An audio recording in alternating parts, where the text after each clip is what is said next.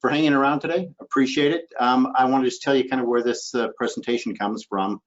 Back in about 2009 is when it was first created as part of management and supervision and part of the field operations management course. It was to give people an idea of the different hats we wear, as we tend to use the words management, supervision, and leadership interchangeably, and to help have a greater understanding of the different roles we play and how they all work together. For this presentation, you can see we're going to use poll everywhere. If you haven't signed in or if you aren't ready to text, please get ready, because we're going to use that about 5 times here this morning to share some information with each other. So, moving right on. Purpose today. Purpose is to help clarify terms. Again, what a leader, supervisor, manager really define down to. To talk about the NWS leadership framework. Again, something that was created back in the 2009-2010 timeframe that's still used today. To consider how the changes have happened in roles and in recent times and why. What's happening with our culture, if I can use that term, and with the evolution of science, technology in our workplace, how that's made things change and how we operate and work. And again, some foundations to all of this. So those are the 4 areas we're going to cover, and we're going to jump right into it and talk about what we're not going to talk about. Okay, OPM has definitions, but it's not what we're talking about. They talk about executives, managers, supervisor, and you can see managing, team leads, core leadership. Yeah, they exist. They're what's on paper. But we're going to talk about the roles you play, no matter what hat you're wearing or what role you have is defined under the OPM guidance. So just want to make sure you're aware that our terms aren't necessarily exactly as you're going to read in the OPM, but to the different roles you're going to play as you go through the different terms as defined by OPM. So first question for you: who are great leaders? Everyone, give me a word, give me a name. Who are great leaders?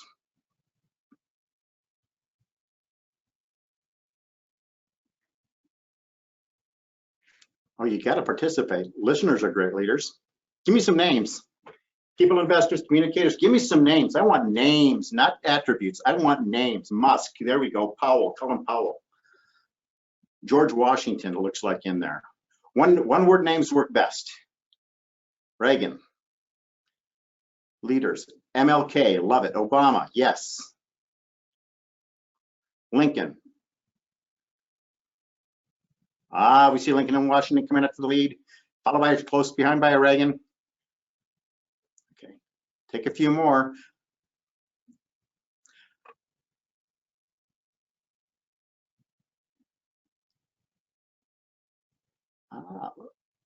Fauci, Roosevelt, Moses. I'm not sure what lady. All I've got a lady. Louis Cellini. Okay. Strager. Like I say, if you put 2 names in there, they show up separately, not together. So last name probably best. Oh, Stacey Abrams put together. Good way to play it.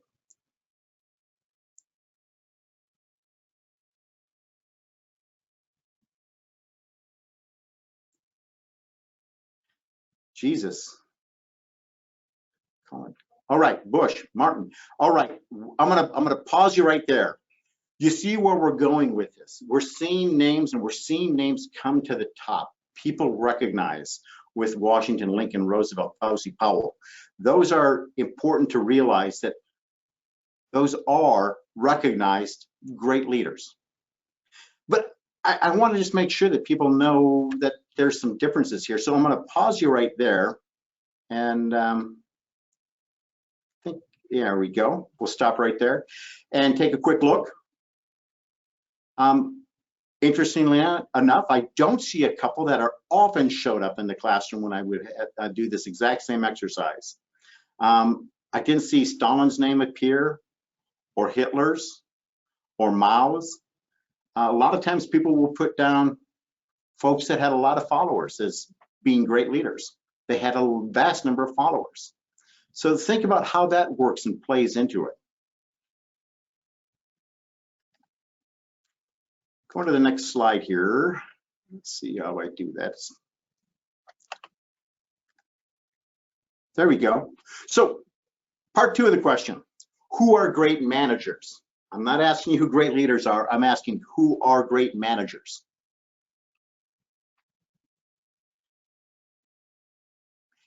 If you got a question, if you got a thought, put it in the question box. You can try to put one word names, answers.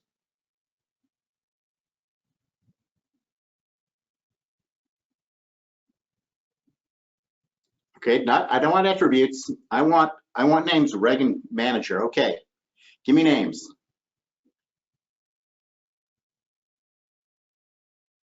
Cornell, Target CEO.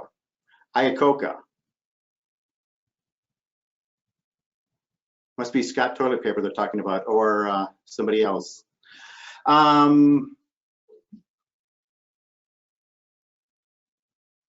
See Fauci's name. Bezos. You could argue Bezos, definitely. Astros are great managers. I'm not sure what that means. Steve Jobs, name that always appears, Steve Jobs. With Iacocca. All right, we seem to kind of hit a little bit of a pause here. Hey Scott, quick comment here came in. It's easier to identify and think of great managers or great leaders than it is to think of great managers. Okay, I wonder why that is, and that's kind of the point of this exercise, is that leaders and managers aren't necessarily the same thing. So it's a great observation to see that. I just locked this word cloud so you can't add anything in there. And if we were all in person, I would give you the stumper of stumpers. If you were all sitting in small groups, I'd have you all sitting in a cluster of 4 or 5 people, and I would ask this next question. And the next question is, come on, you can get there. There we go. Who are great supervisors? Again, I crossed out the poll everywhere because we can't do it. A great supervisor is in the eyes of the beholder.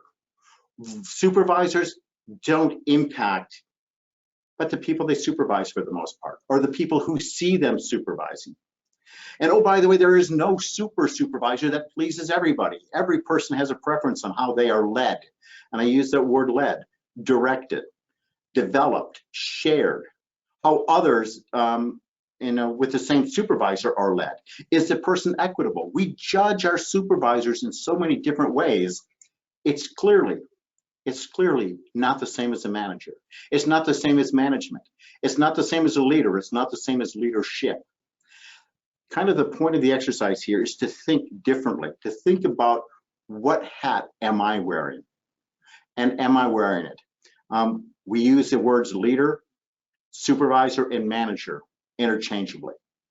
I want to break your paradigm and say, start thinking about what specifically you're trying to do, because you can't be all things to everyone all the time. We work best when we're focusing on what we need to address, how we need to address it, and concentrating on that. We did have a comment come in from Katie McGee. Yep. Managing is more behind the scenes and difficult to observe, while leaders are more visible. Leaders can be, but again, think of managers in a different way. Managers aren't always behind the scenes. We had Bezos named on there, for example.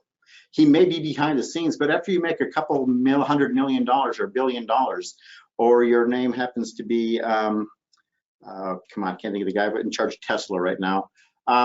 If you run some of these things, the Virgin Enterprise, you do these, you become recognized as a manager, and we do recognize managers in that regard. But yes, leaders are something different than managers. Another comment came in, Scott, from Patrick Guide. Managing is dealing with complexity. Leadership is dealing with change. Thoughts on that? I like the definitions, and we're going to go one step further here, just a couple of seconds. But now I want to give everyone the opportunity to put in those words like listener. What makes a great leader? Tell us, what makes a great leader? Servant, I think, was up there previously. Listener. Let's get a composite consensus. Communication, vision. Let's keep this going for about, well, until we start losing some speed and see what horse comes out in front. Communication, empathy is there.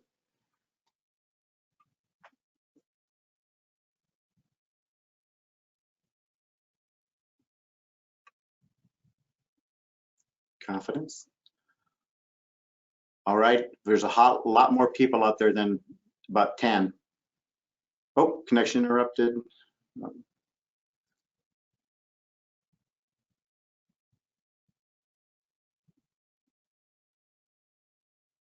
Confidence, empathy, understanding.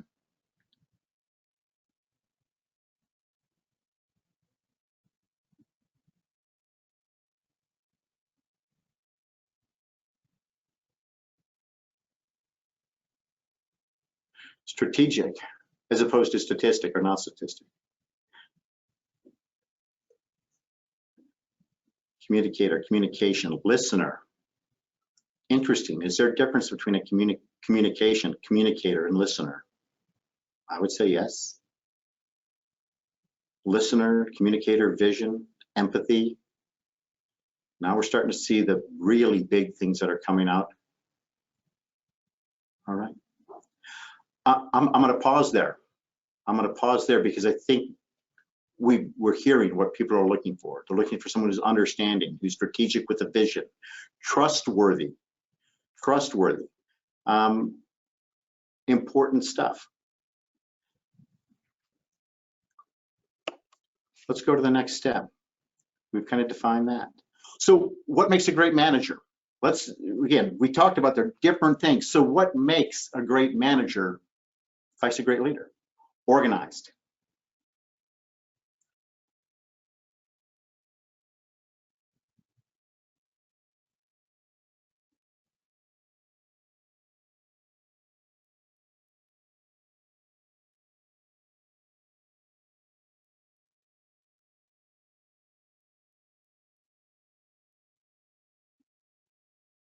Listener and communicator are back in there too.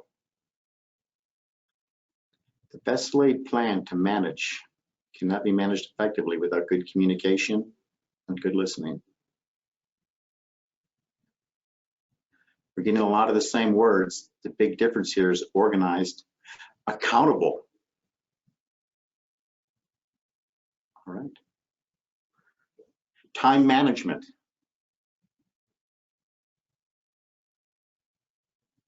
All right. I'm gonna pause while we're doing this. Does anyone have any comments? What are you seeing different? I guess, can they raise their hands, Randy, and say something if they want? Yes, absolutely. Folks can raise their hands. And we are having some comments from several people that said the poll didn't update. So what makes a great supervisor? Folks, try refreshing your pollev.com page and see if it updates now. Some people were locked, but now seem to be back in. So, but please raise your hand if you have a comment or question. Yeah, and I just locked this one, great manager. I just locked this poll right here. So anything else put in there won't be there. Looking for your thoughts, your feedback, comments.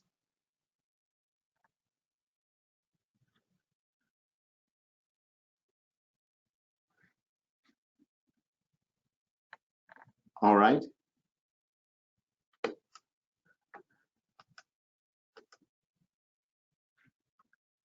For some reason, there we go. Oh, let's go back up. Last question I've got going here. So we talked about leaders, great supervisors is the next one. After leaders, managers, again, give me some words. Honest, available. Empathetic's back on the list, so is understanding. Listener. Blended management and leadership. Dependable. Fair.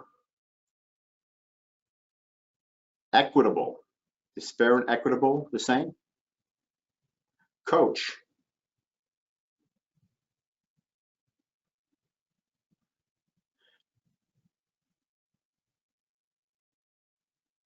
Holistic, trustworthy, reliable, forward thinking.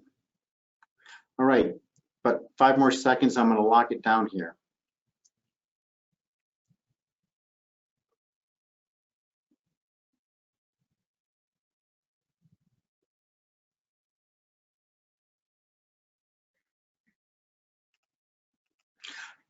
Just locked it down, but I wanna share. Well, actually, I want you to share. What do you see? One of the things that I'm seeing is we're looking for the same attributes in a supervisor as we are in a leader, as we are in a manager with some of this, with the listener, the empathy. Some of this is a lot of crossover. And I would agree, there is a crossover because even though they're separate roles, what we're going to talk about is leadership is part of being a manager. It's part of being a supervisor. But being a supervisor and being a manager aren't necessarily part of being a leader. I hope that makes sense in how I'm saying that. But trying to get to the next slide, if it will let me go.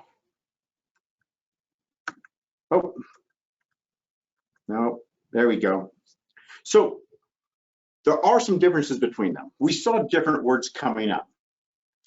I just mentioned the fact that the leaders, managers, and supervisors, there's overlap. But the interesting part is, how do you define them? We recognize that they're different and that there's overlap. So what's your personal definitions between these and what's the differences? So I do a 4-minute self-check here.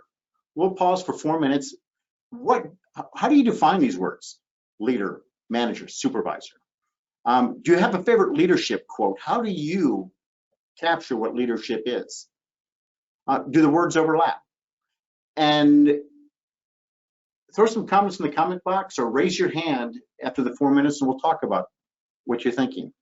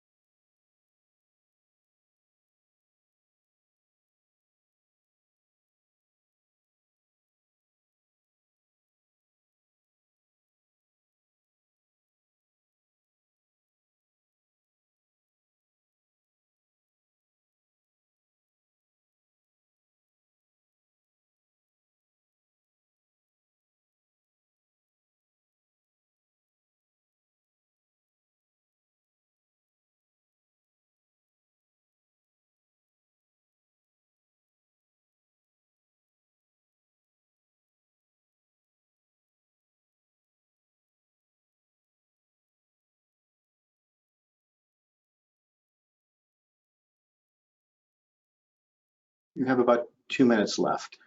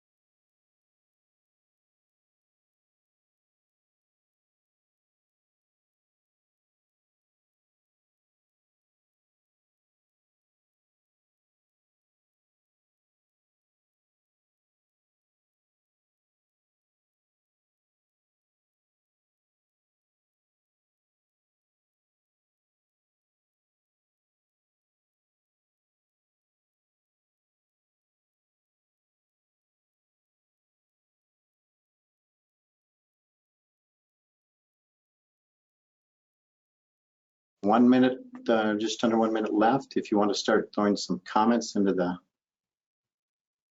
question block or questions.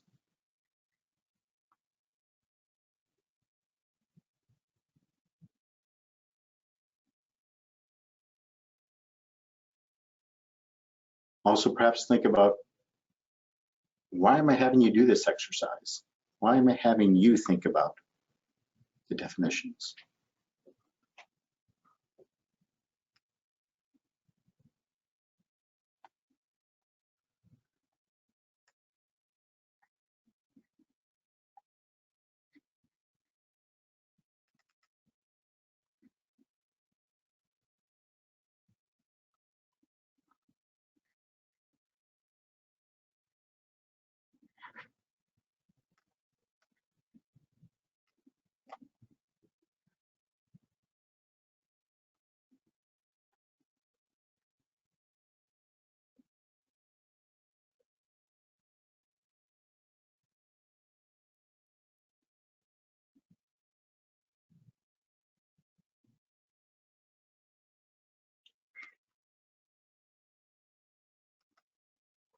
All right, we're back.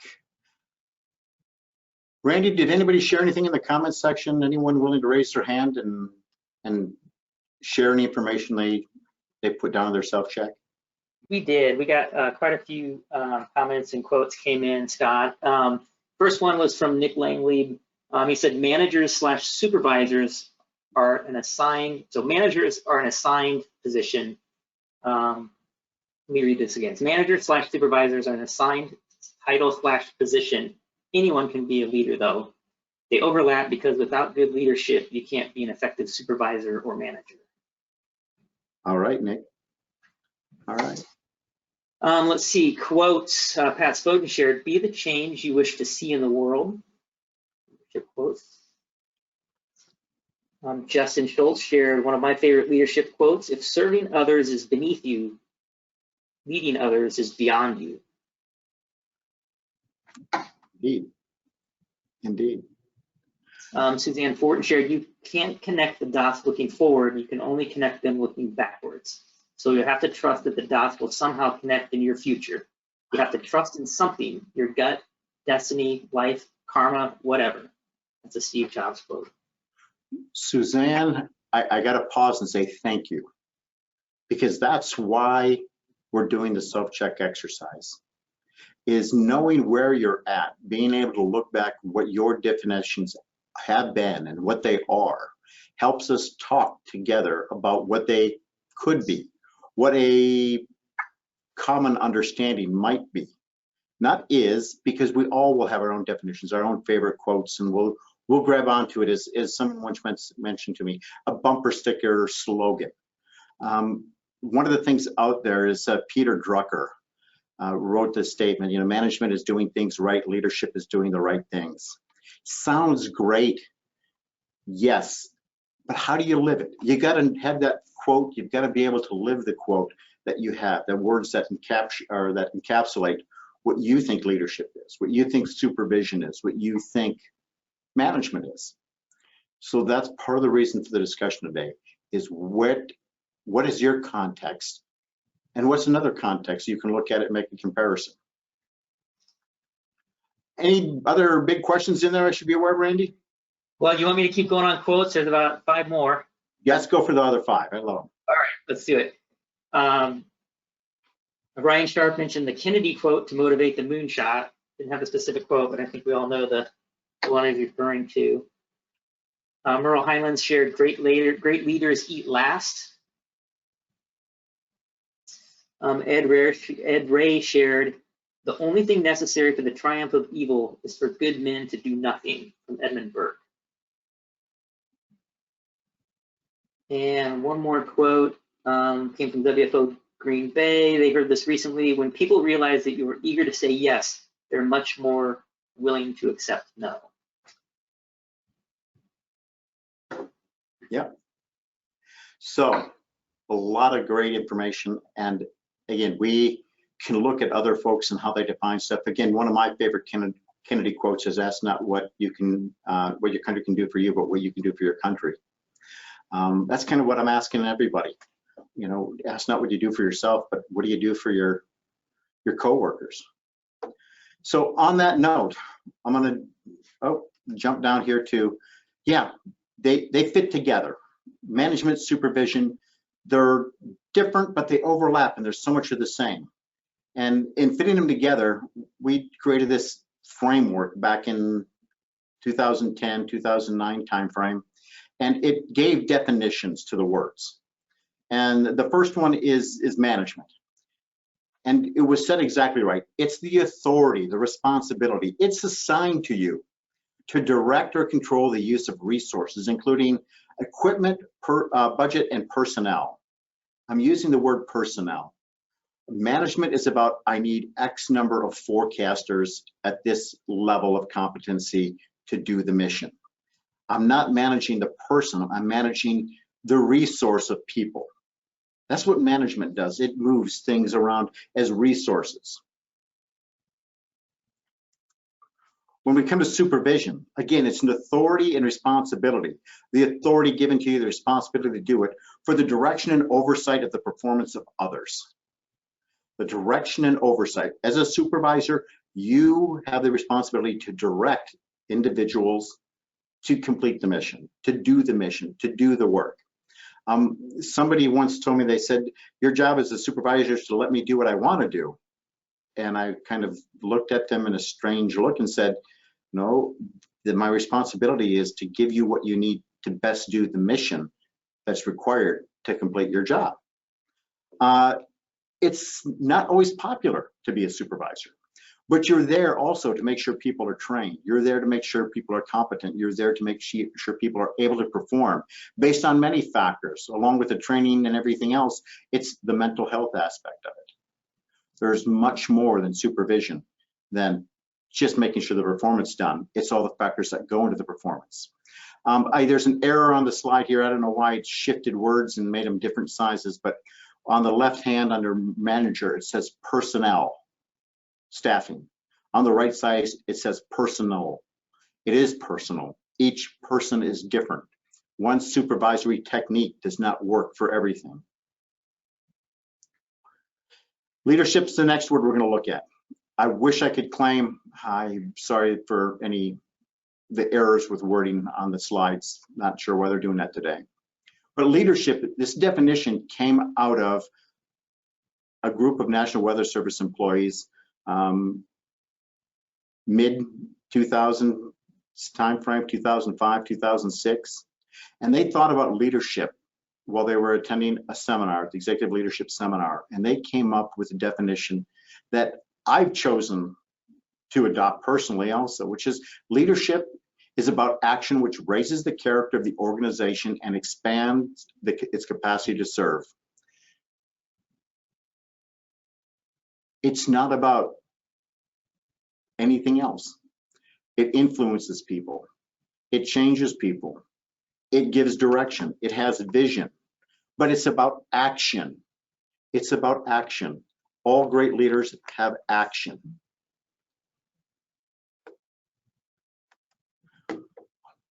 Put it in a little more formal format. What you can see here is you put the balance, the scale over it. The two pans, management and supervision, the authorities that were given. And leadership, the fulcrum of the balance, up there at the top. Leadership, one of the biggest challenges often balancing the personnel with the personal, the personnel with the other resources. How do you make that work?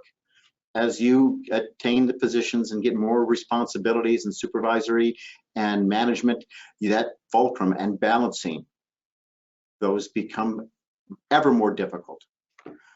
We know what we'd like to do if we had an endless budget, but it doesn't exist. We know what we'd like to do if we could hire more people, but it's not always possible. It's how do you balance? That's where the leadership moments get to come in. The other part of this, to add a little more clarity, it was said perfectly. Leadership is for everyone. Every person can do leadership. It's simply about action. It's the ASA who greets people, who takes care of people, who makes sure that they're getting paid. The actions they do that, again, raise the character of the organization, expand its capacity to serve. It's the folks who are helping each other in the office. It's the folks doing all sorts of outreach and working with everyone. Anyone and everyone can do leadership. The management responsibilities and authorities and supervisory authority and responsibility have to be given to you. You can't come in someday and say, well, I'm just going to be the program manager or the project manager for this, or I'm going to supervise someone else. It's something that we have to be given and work on. And again, Randy, bug me if there's any questions coming in here. But I wanted to spend a quick second. I went into Merriam-Webster because the word authority and responsibility are sometimes looked at harshly. What do you mean? It's an authoritarian state? It's not an authoritarian state, it's authority. And authority is the power to influence or command thought, opinion. It's freedom to grant in one's authority. It's a person in command. It's influence that is given to you. It's of what's been passed to you. It's not saying that you have to lead by being an authoritarian. It's the responsibility that's been given to you. And that responsibility, the state of being the person who causes things to happen. Well, we'll find out leadership has responsibility because it can cause things to happen no matter who does it. But it's formal authority and the formal responsibility that people have to be aware of. When everything comes down to it, somebody is held accountable with the authority and responsibility. It doesn't mean you can't provide influence. It doesn't mean you can't make something happen if you're not a manager or supervisor. It's how you make it happen and how you use that, understanding the roles and responsibilities. So back to our scale, and I'm very sad that it's overlapping, but the base of the scale is ultra important. It's about character. That character is what separates Gandhi, Mother Teresa, Reagan, Fauci, whoever you put down as leaders. Character is what separates them from Stalin, Mao, Hitler. Consistently doing what is right, even when no one is looking. That's what Mom told us growing up. And it's simple, but character is actually much more than that, because sometimes it's tough to do what is harder. Character is doing it when it would be easier not to. It's taking the moment to say, hey, I just need to share with you that I perceive you did X, you did Y, or when you said this, it offended me. It would be easier sometimes not to say that. But the character side of us is speaking and saying what's right, even when it's easier not to. Does this mean falling on our sword in every case? No. There's ways to take care of a lot of issues, many of them formal processes that we deal with through management, through leadership, through supervisory chains that we do. And character tells you to also use the systems that are in place, not to be Don Quixote tilting at windmills, being the martyr out there. That's not what we're saying with character. We're saying doing what's right, not only for yourself, but for the organization when no one's looking, and it'll be easier not to. That is the leadership framework for the National Weather Service. Seems pretty simple. The one thing to think about though is, how do you apply it? How do you make this work every day? And how's it always been the same? Those words have somewhat changed. Well, prior to 1950, we were industrial corporations, and people started talking about leadership. And folks like Drucker and Deming early on were talking about, how do we make assembly lines work quicker? We have industrial corporations and people are workers. They're resources to be managed. And then we changed to more hierarchical leadership in the 60s to the 80s. We managed by objectives.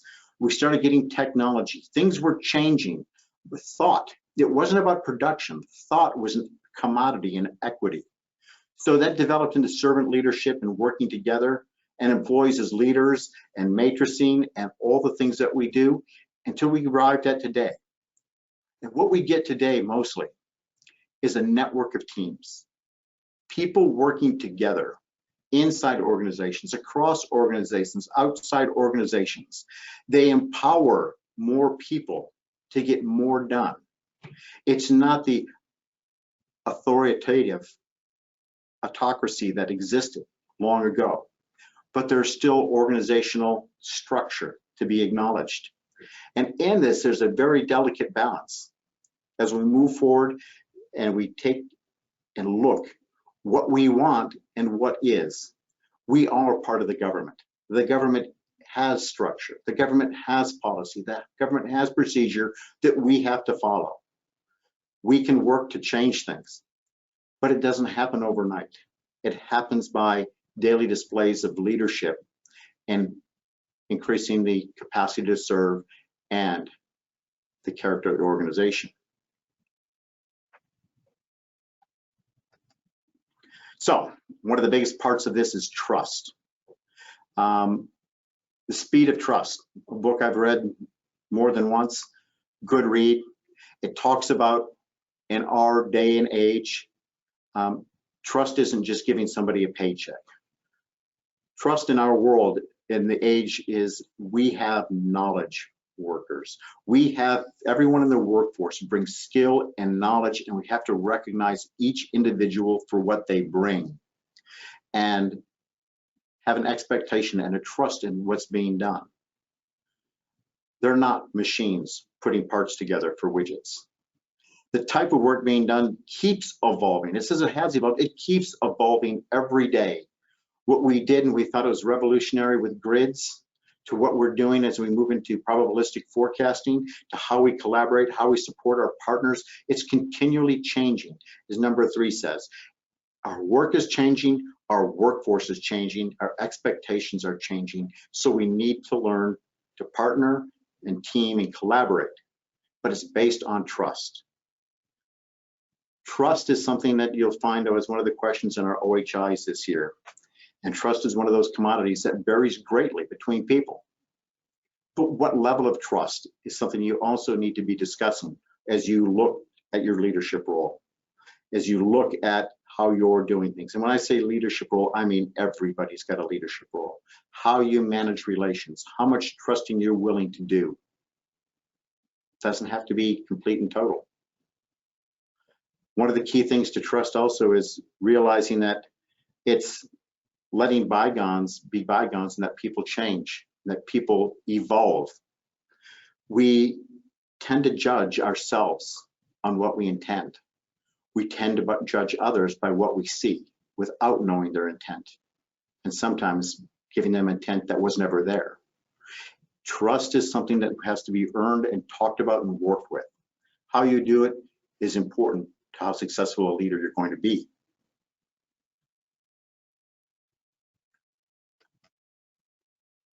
Impact. What we need to do if we want to make changes is coach, guide, listen, and empower. There's that word listening again. Coaching. Every employee in the office requires coaching at some time on how we talk with someone else, how we communicate, the words we use, how we do our job. Coaching isn't correcting. Coaching is a way of helping people find skills, develop skills. Guiding. You know, there's disciplinary action that happens in office. There's performance improvements that happens, but that's not what guiding is. Guiding happens long before those issues. It's about addressing each other's behavior. It's about addressing each other's performance and guiding and helping and setting expectation. You know, I'm not happy when so-and-so comes on shift because they do this. Help them, give them the information of what the expectation is. Does that mean people are going to change? Not necessarily, but that's part of what leadership is and the impact it gives. And peer, sounds strange, peer leadership is highly impactful, highly impactful. And then, of course, we've talked about listening. Listening is critical for all of us. I use the rule, we've got one mouth, 2 ears, and I'll say 2 eyes. What do we see in the office? What do we observe physically in people's expressions, in people's posture, people's temperament? Things that we see. It's not always the words and listening. It's listening with our eyes also, and taking the chance to lead again, which is actions to raise the character of the organization and expand its capacity to serve, to help others. So I just want to let everyone know, everyone possesses the ability to be leaders, to do things like coaching and guiding, and the importance of listening in what we do. Randy, any questions or comments coming in?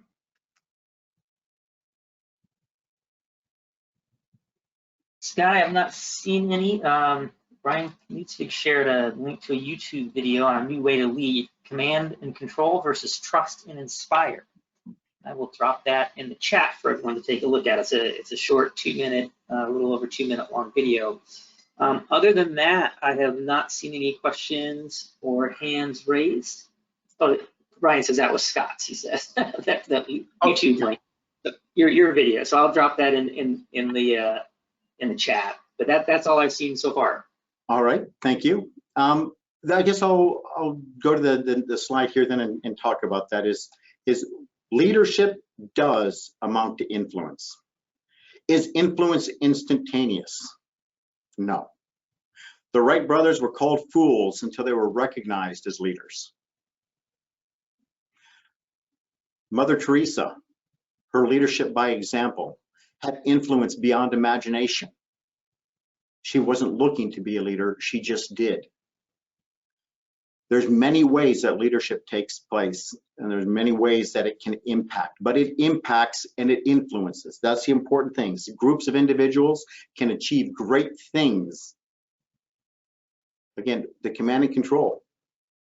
There's a time and a place when it has to be done. When someone has to make the decision, a warning will go out. When someone has a decision that a hiring action needs to be done or something else needs to be done, those are moments that have to have command and control, and they have process and procedure and policy. But leadership, for the most part, is done via the influence, our day-to-day interactions, not just decisions. Scott, we did have a comment come in.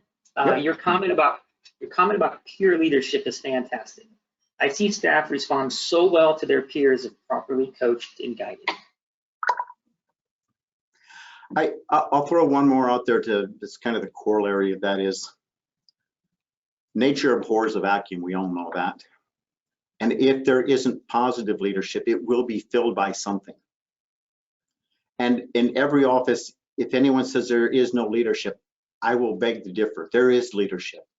It's how is it being done and what is its intent?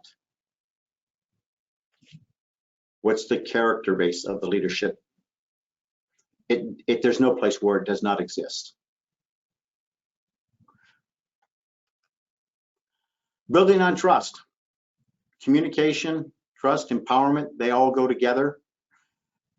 You have to communicate to have trust. You have to empower people. And that doesn't mean being given a program oversight position. It doesn't necessarily mean it's another collateral duty. Empowerment is sharing with others information. Empowerment is giving people the knowledge, skills, and ability to succeed. It's not just about responsibilities and authorities. Empowerment is about sharing. There's a lot of power bases out there. Power bases can be authority. Power bases can be trust. Power bases can be knowledge is power and not sharing. Be aware. Empowerment is about sharing. It's about giving other people what they need to be successful. And I'm going to kind of bring us to our close item here, our last item here, which is really about taking a moment of choice. In science, for every action, there's a reaction. A stimulus creates a reaction. In a moment of choice, we can change a reaction into a response, a planned response. If I know what my hot button is when I work with someone and I'm ready, I can choose when that event happens or doesn't happen, how I respond. I get to make that choice. That's one thing very unique to, I'll call it the human nature, is we have a choice to respond. And it's training. If you go back to being prepared and training for stuff, one of my favorite examples is Miracle on the Hudson. And if you ever listen to the FAA tapes, well, they don't have the tapes, they have the written transcripts or seen the movies or whatever, you see there's a moment of panic when they first hit the birds. But they trained, what do you do when there's a crisis? What do I do with this? And even though you panic for a moment, you go to your limbic or reptilian system in your brain, you can pull out of it if you train and think and prepare to come out of a moment of reaction and address it with a moment of choice. But know what's going to trigger you, know what's going to happen around you that could trigger you, and be prepared to pause and take that moment. One of the most powerful lessons I think that can be shared with anyone is you have a choice.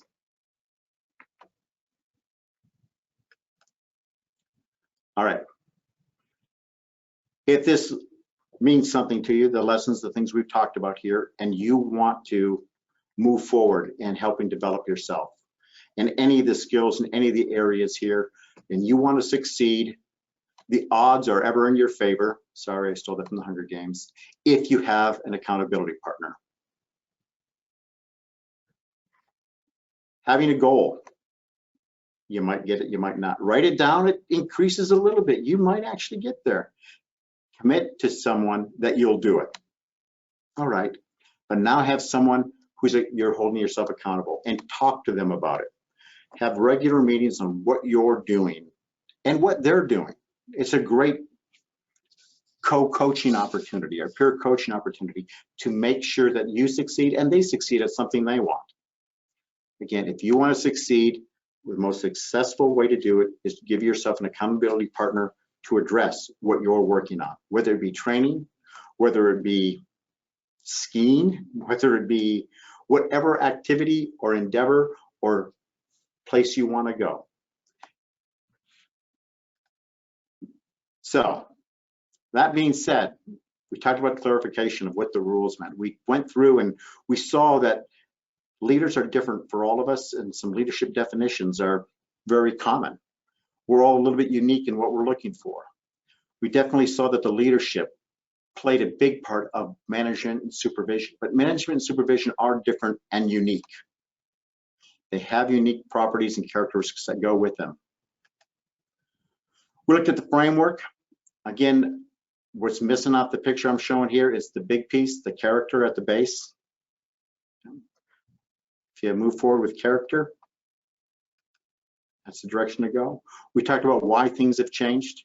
We talked about the fact that we're still in the government and our system is still hierarchical. Our system has policies and procedures. There are still things that have to be done certain times in certain ways, but we've evolved into networks of teams and teams of networks. And trust. You want to move all of this forward. It's about developing trust to move forward and working with and empowering and understanding the differences in how to make yourself successful.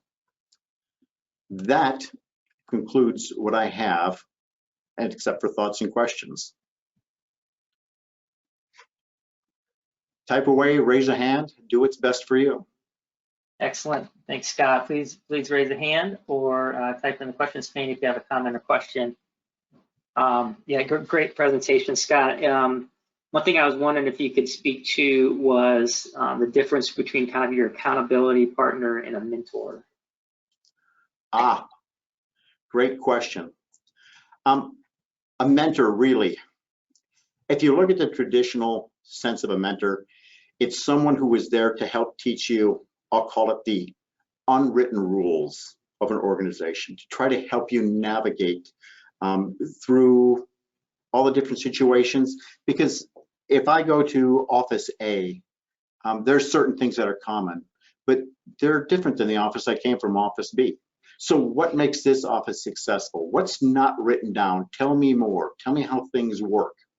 Accountability partner is often someone who's in the same chair you are.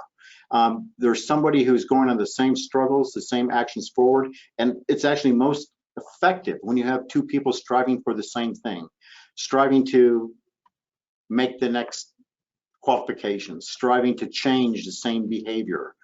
Then having someone that you can work with and share back and forth with what your successes were, what your fallbacks were, share, what's working, what's not working, gives you a much greater chance as complete peers, where, quite frankly, a mentoring relationship, you get benefit as both a mentor and a mentee, but it's not that same peer-to-peer relationship. Okay, perfect. Thanks so much, Scott. And one thing that resonated with me is kind of in your wrap-up slide, and actually earlier in your presentation too, was the transition to more of the team approach that we have kind of in modern business and the modern weather service. And I think the earlier presentation that you and Ken discussed, the roadmap, is just a great example of that, of kind of the team of teams, that make something and make the change happen. So I thought that was really appropriate given the earlier discussion.